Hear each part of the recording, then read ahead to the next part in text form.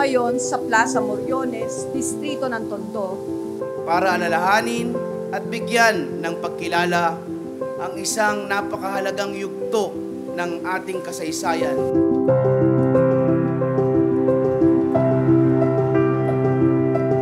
Ngayon, ating gunitain ang isang mahalagang sandali sa kasaysayan ng ating mga kababayan.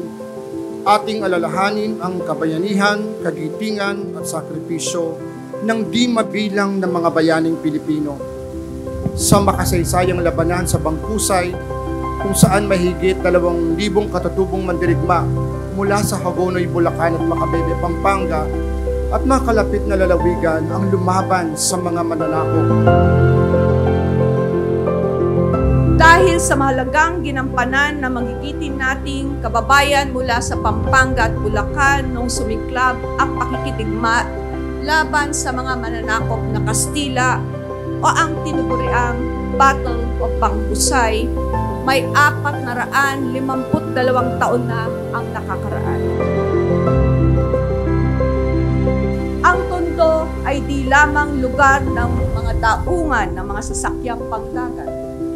Naging lunsaran din ito ng mahalagang kabanata ng ating kasaysayan. Nagsilbi itong tahanan ng ilang sa ating magigiting na bayani, tulad ng dakilang supremo ng Katipunan na si Gat Andres Bonifacio at si Macario Sakay na hanggang sa huling sandali ay nakipaglaban sa mga Kastila at Amerikano sa ngalan ng kalayaan.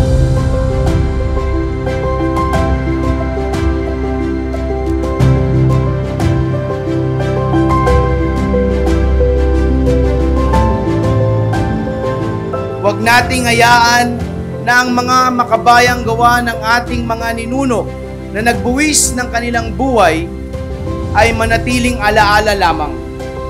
Maging mahalagang aral ito sa pagbibigay halaga sa kaginhawahan na tinatamasa sa kasalukuyan at maging motibasyon para sa isang maayos na bukas.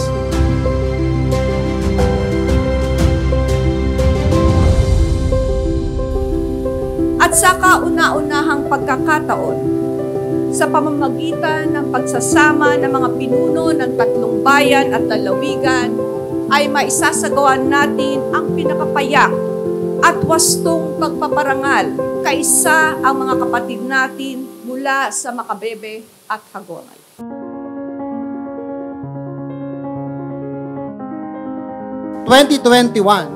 Ang panandang pangkasaysayang ito na nasa ating harapan ay pinasinayaan.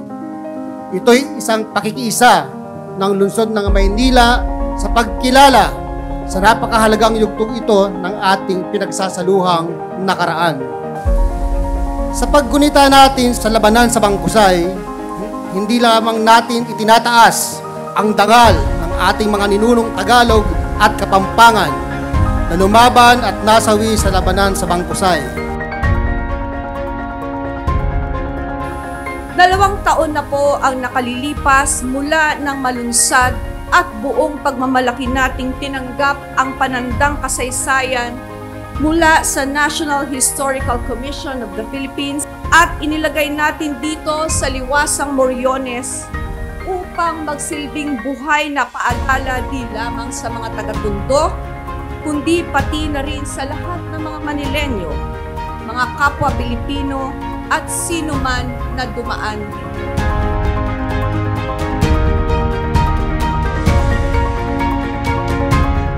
Ang kalayaan ay likas na karapatan ng bawat bansa. Ang pambansang karapatan sa kalayaan ay hindi nagmumula sa pagbibigay o pagkilala ng ibang bansa, kundi ito ay binigay ng Diyos at likas sa bawat tao. Marapat lamang nating ipagdiwang at ipahayag ang ating karapatan sa isang malayang Pilipinas, malaya sa pang-aalipin at pag-aalipusta ng alinmang bansa.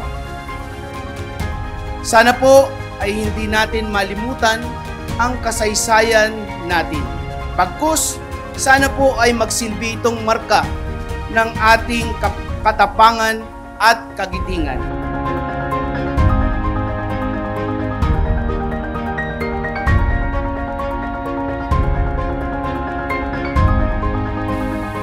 ang angkop na pagpaparangal kina Raha Soliman, Raha Matanda, Lakandula at iba pa ay tiyak na makapagbibigay ng inspirasyon sa ating mga batang Maynila na palalimin ang diwa ng pagka-Pilipino.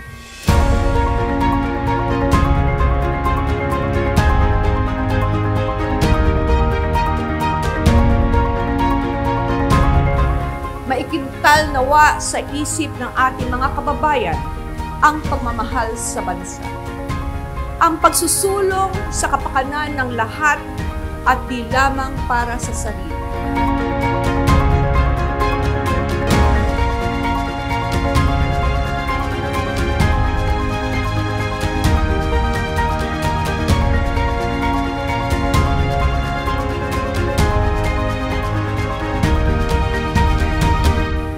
Sama-sama sana tayong magdiwang ng masigla at masaya. Patuloy nating isadiwa at isabuhay ang pagmamahal sa ating bayan at sa ating bansa.